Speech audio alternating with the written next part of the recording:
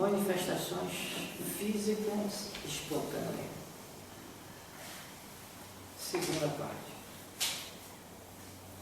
Os fatos dessa natureza têm frequentemente o caráter de uma verdadeira perseguição. Conhecemos 6 irmãs que moravam juntas e que durante vários anos encontravam pela manhã suas roupas dispersadas, escondidas até sobre o teto, rasgadas e cortadas em pedaços mesmo, tomando a precaução de fechá-las à chave. Frequentemente, ocorre que pessoas deitadas e perfeitamente despertas vejam sacudir suas cortinas, arrancar violentamente suas cobertas e seus travesseiros. Foram erguidas por sobre seus colchões e algumas vezes mesmo atiradas fora do leito. Esses fatos são mais frequentes do que se crê. Mas, na maioria das vezes, aqueles que lhes são vítimas não ousam falar deles com medo do ridículo. É do nosso conhecimento que se acreditou curar certos indivíduos do que se admitia como alucinações, submetendo-o ao tratamento dos alienados, o que os tornou realmente loucos. A medicina não pôde compreender essas coisas, porque não admite nas causas senão o elemento material, de onde resultam equívocos frequentemente funestos. A história narrará um dia certos tratamentos do século XIX, como narra hoje certos procedimentos da Idade Média. Admitimos perfeitamente que certos fatos são obra da malícia ou da malevolência. Mas, se depois de constatados permanece averiguado que não são obras dos homens, é preciso convir que são obra. Uns dirão do diabo e nós nos diremos que são dos espíritos. Mas de que espíritos? Os espíritos superiores, tanto como entre nós os homens graves e sérios, não se divertem fazendo algazarra. Frequentemente nós os fazemos vir para perguntar-lhes o motivo que os leva a perturbar assim o repouso. A maioria não tem outro objetivo senão de se divertir. São espíritos antes levianos do que maus, que se riem do temor que ocasionam e da procura inútil que se faz para descobrir a causa do tumulto. Frequentemente se obstinam junto de um indivíduo que se comprazem em vexar e que perseguem de casa em casa. Outras vezes se ligam a um lugar sem outro motivo senão seu capricho. Algumas vezes também é uma vingança que exercem, como teremos ocasião de ver. Em certos casos, sua intenção é mais louvável. Querem chamar a atenção e pôr-se em contato, seja por uma advertência útil à pessoa à qual se dirigem, seja para pedir alguma coisa para eles mesmos. Frequentemente nós os vimos pedir preces, outras vezes solicitar o cumprimento em seu nome de um voto que não puderam cumprir. Outras, enfim, querem, no interesse do próprio repouso, reparar uma má ação cometida por eles durante a vida. Em geral, é um erro se amedrontar. Sua presença pode ser importuna, mas não perigosa. Concebe-se, de resto, o desejo que se tem de livrar-se deles, e se faz geralmente, para isso, tudo ao contrário do que seria preciso. Se são espíritos que se divertem, quanto mais se leva a coisa a sério, mais eles persistem, como crianças traquinas, que importunam tanto mais quanto veem se impacientar, e fazem medos aos poltrões. Se tomasse a sábia atitude de rir-se de suas malvadezas, acabaria um pouco cansado e por se tranquilizarem.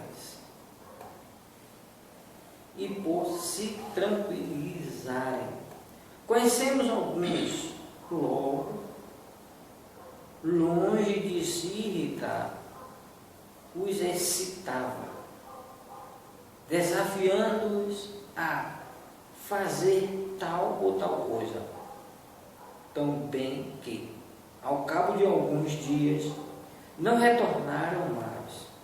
Mas, como dissemos, há casos cujo motivo é menos frívolo. Por isso, é sempre útil saber o que querem.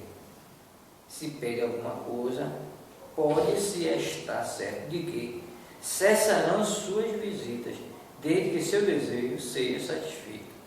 O melhor meio de se esclarecer a esse respeito é o de evocar o espírito por intermédio de um bom médium escrevente. Por suas respostas, ver-se-á logo o que se deseja e se agirá de acordo. Se é um espírito infeliz, a caridade manda que se o trate com o respeito que merece. Se é um zombeteiro, pode-se agir para com ele sem cerimônias. Se é malevolente, é preciso orar a Deus para que se torne melhor. Qualquer que seja a causa, a prece sempre não pode ter senão um bom resultado. Mas a gravidade das fórmulas de exorcismo os faz rir e não as levam em nenhuma conta. Se pode entrar em comunicação com eles, é necessário desconfiar da qualificação burlesca ou atemorizante que se dão algumas vezes para se divertirem com a credulidade. Voltaremos com mais detalhes sobre este assunto e sobre as causas que tornam frequentemente os exorcismos ineficazes nos capítulos dos lugares assombrados e da obsessão. Esses fenômenos, embora executados por espíritos inferiores, são frequentemente provocados por espíritos de uma ordem mais elevada, com o objetivo de convencer da existência de seres incorpóreos e o de uma força superior ao homem. A ressonância que deles resulta, o pavor mesmo que causam, chamam a atenção e acabarão por abrir os olhos aos mais incrédulos. Estes acham mais simples colocar esses fenômenos à conta da imaginação. Explicação muito cômoda e que dispensa dar-lhes outras. Todavia, quando os objetos são empurrados ou vos são lançados na cabeça, seria preciso uma imaginação bem complacente para imaginar que semelhantes coisas são quando não são. Nota-se um efeito qualquer, e esse efeito necessariamente tem uma causa.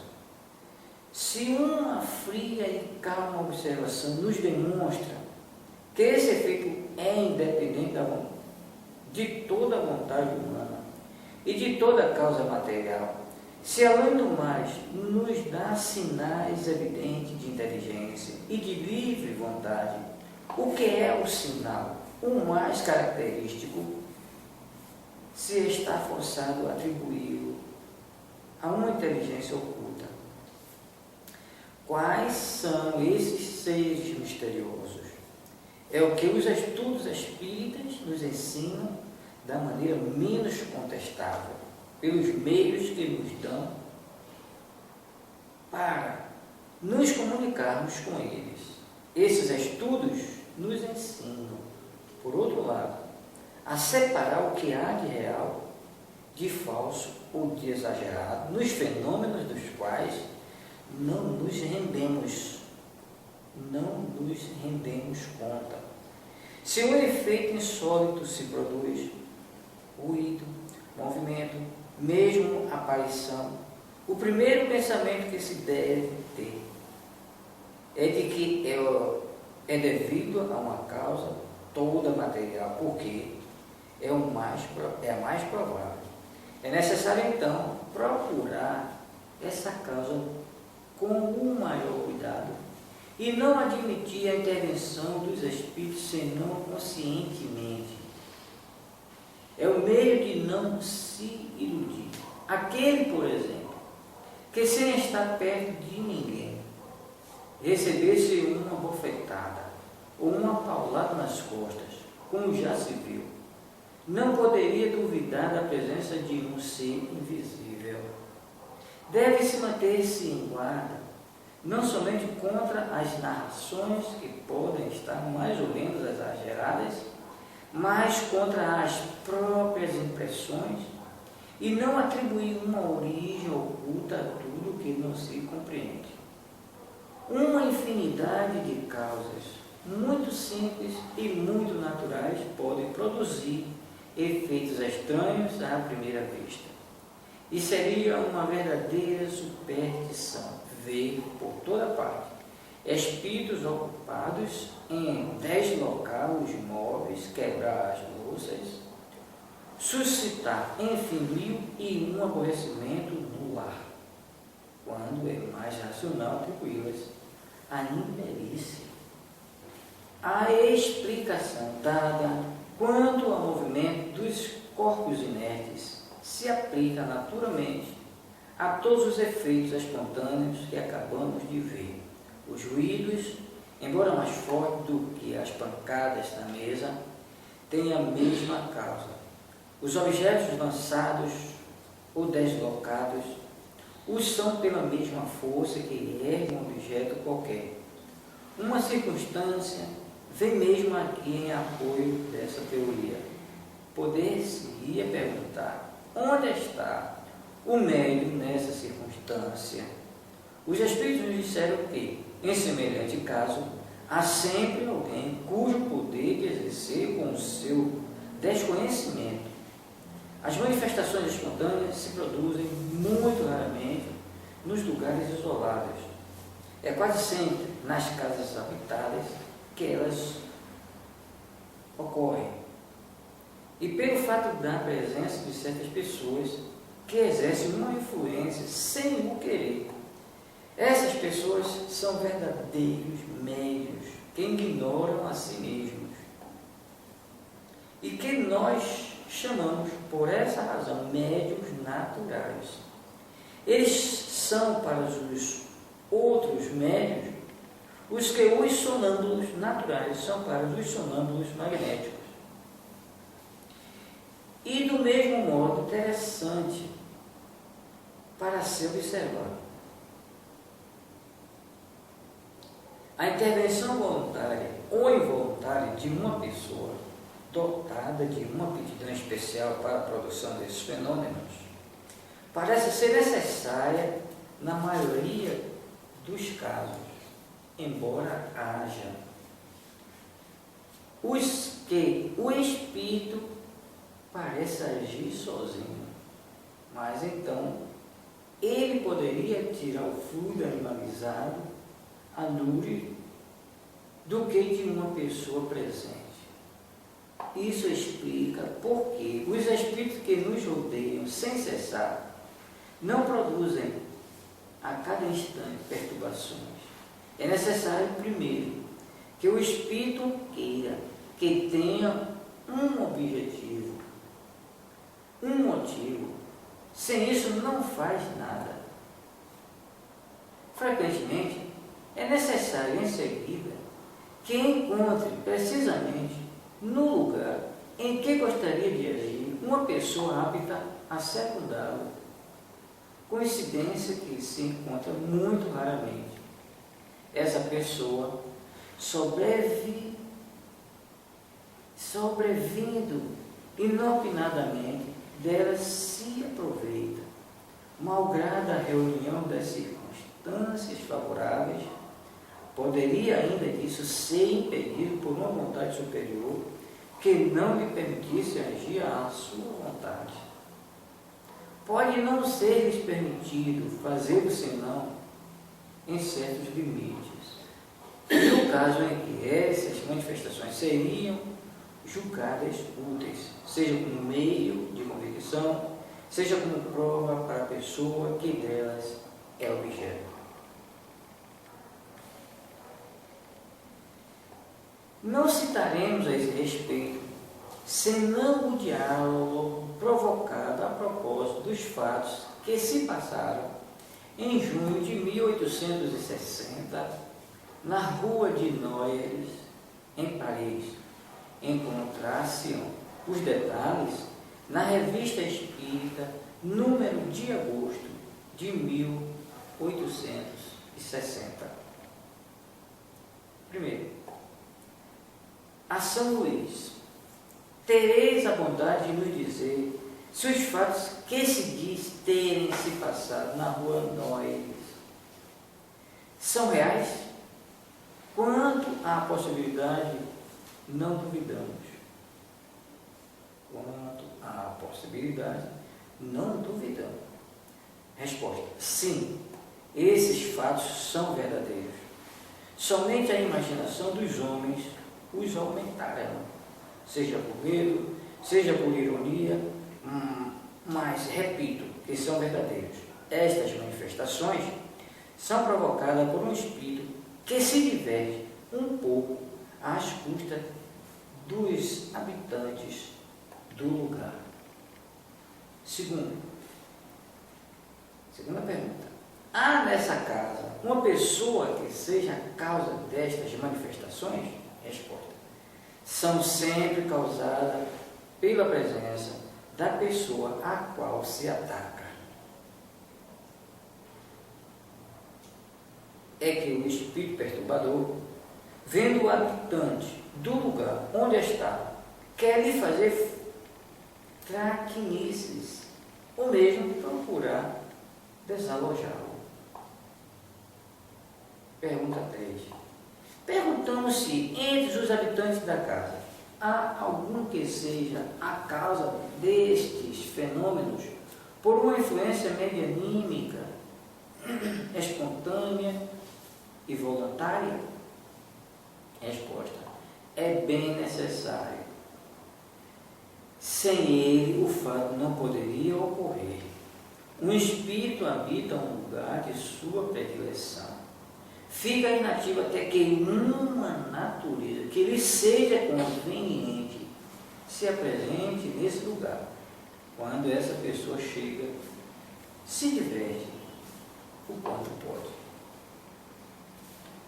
Quarta pergunta: a presença dessa pessoa nos próprios lugares é indispensável? Resposta: é o caso mais comum.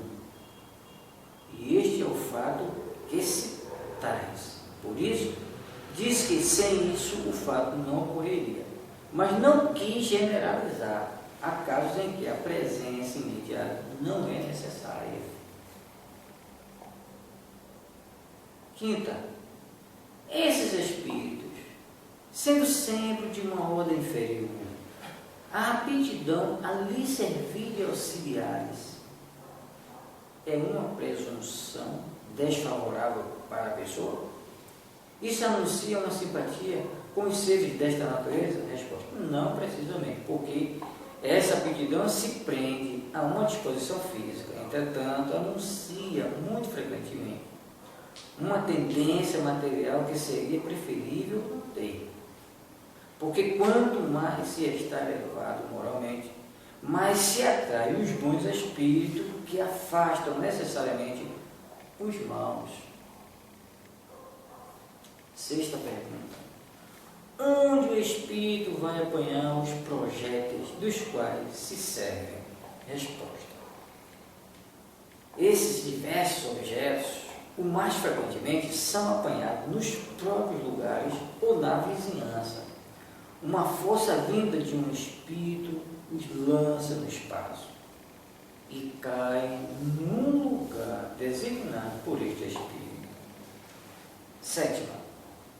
Uma vez que as manifestações espontâneas são frequentemente permitidas e mesmo provocadas com o objetivo de convencer, parece-nos que, se certos incrédulos delas fosse pessoalmente o objeto, seriam mais forçados a se renderem à evidência. Queixam-se algumas vezes de não poderem ser testemunhas de fatos concludentes. Não dependeria dos espíritos o fazer-lhes alguma prova sensível? Resposta. Os ateus e os materialistas não são, a cada instante, testemunhas dos efeitos do poder de Deus e do pensamento? Isso não os impede de negar a Deus e a alma. Os milagres de Jesus converteram todos os seus contemporâneos. Os fariseus que lhes diziam: Mestre, faze-nos ver algum prodígio. Não se parece com os de vossos templos que pedem que lhes façais ver manifestações? Se não estão convencidos pelas maravilhas da criação, menos estariam quando os próprios espíritos lhes aparecessem da maneira menos equivocada, porque seu orgulho os torna como cavalos apacadores. As oportunidades de ver não lhes faltariam se as procurassem de boa fé. E é por isso que Deus não julga conveniente fazer por eles mais do que faz para aqueles que procuram sinceramente se instruir, porque Ele não recompensa senão aos homens de boa vontade. Sua incredulidade não impedirá que se cumpra a vontade de Deus. Veja bem que ela não impediu a expansão da doutrina. Cessai, pois, de vos inquietar por sua oposição, que está para a doutrina, como a sombra está para o quadro, e lhe dá maior realce. Que mérito teriam se fossem convencidos pela força? Deus lhes deixa toda a responsabilidade por sua teimosia. E essa responsabilidade será mais terrível do que pensais. Bem-aventurados os que creem sem terem visto, disse Jesus, porque estes não duvidam do poder de Deus. Oitava pergunta. Acreditais que seria útil evocar esse espírito para pedir algumas explicações? Resposta. Evocai-o, se quiseres, se quereis. Mas é um espírito inferior que não vos dará senão respostas bastante insignificantes.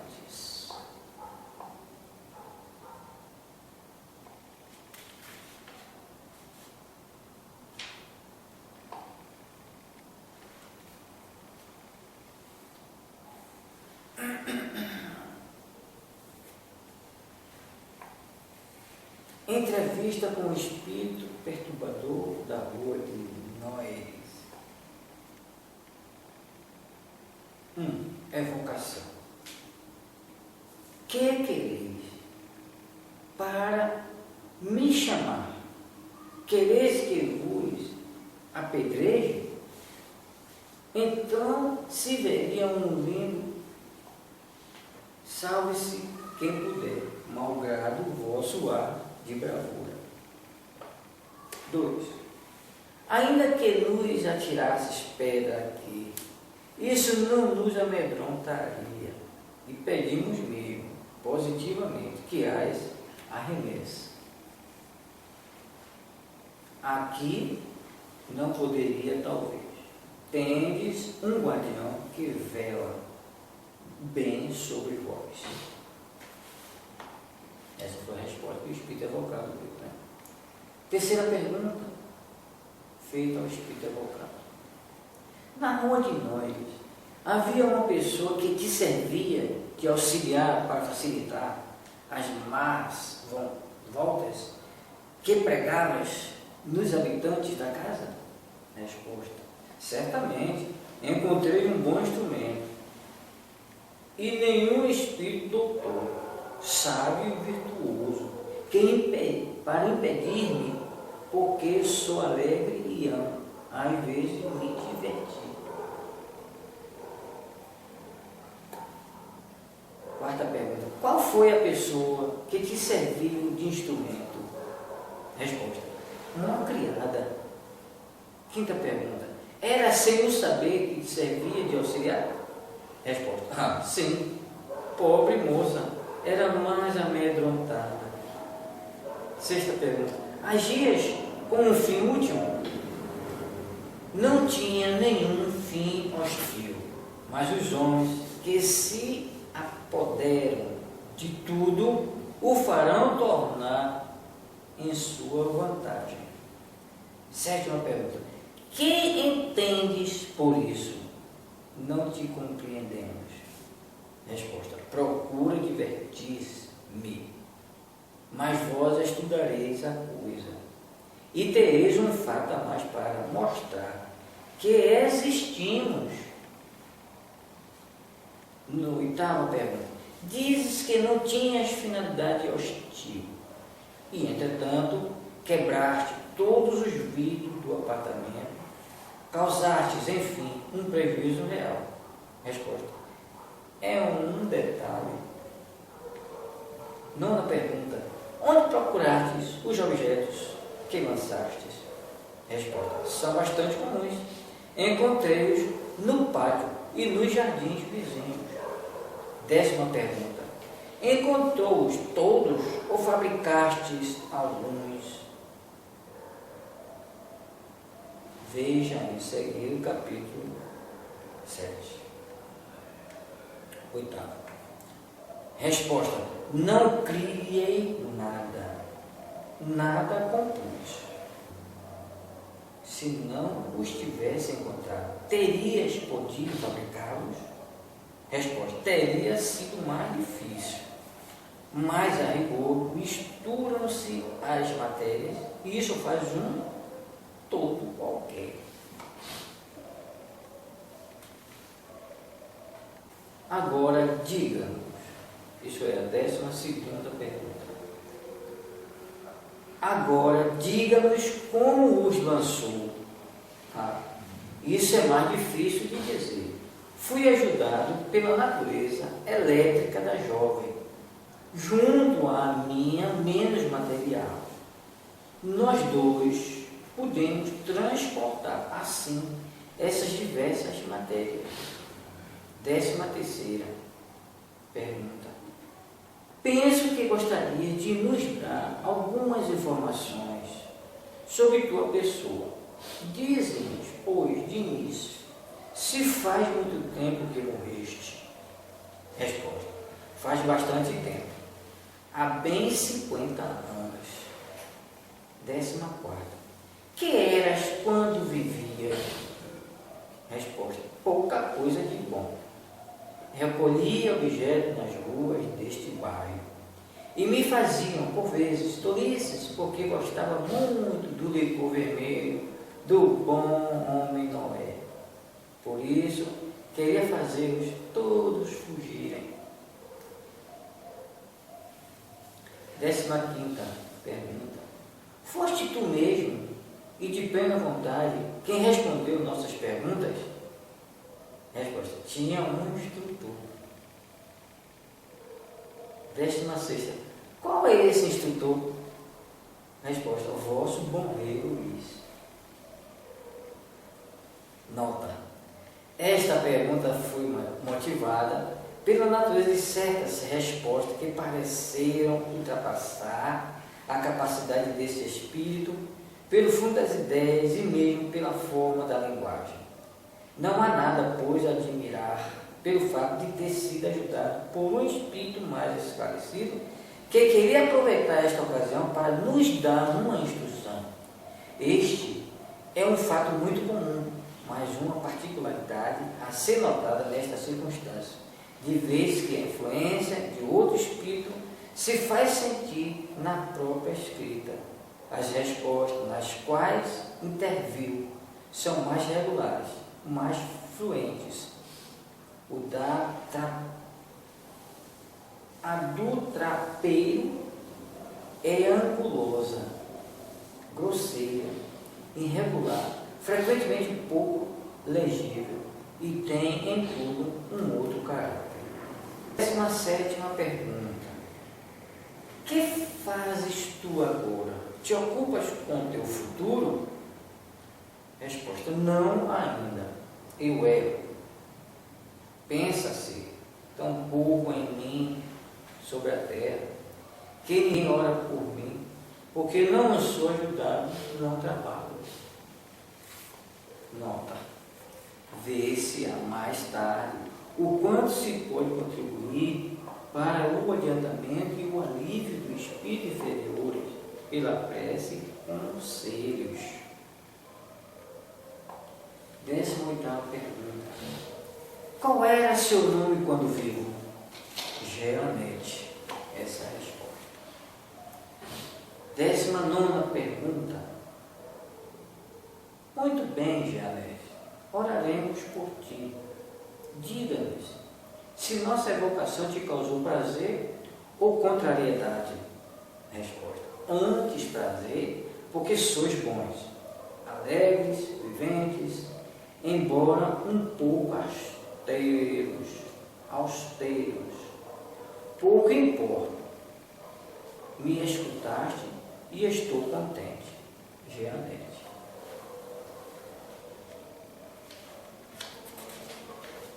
A gente fica na próxima e falaremos sobre fenômenos de transporte.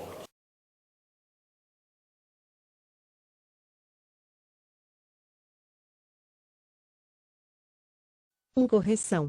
83. De todas as manifestações espíritas, as mais simples e mais frequentes são os ruídos e as pancadas.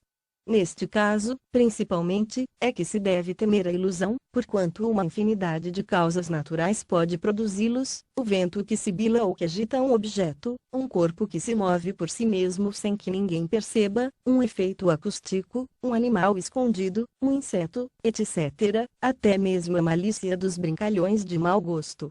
Aliás, os ruídos espíritas apresentam um caráter especial, revelando intensidade e timbre muito variado, que os tornam facilmente reconhecíveis e não permitem sejam confundidos com os estalidos da madeira, com as crepitações do fogo, ou com o tic-tac monótono do relógio.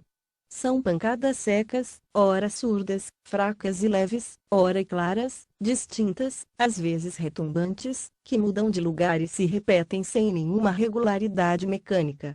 De todos os meios de verificação, o mais eficaz, o que não pode deixar dúvida quanto à origem do fenômeno, é a obediência deste à vontade de quem o observa.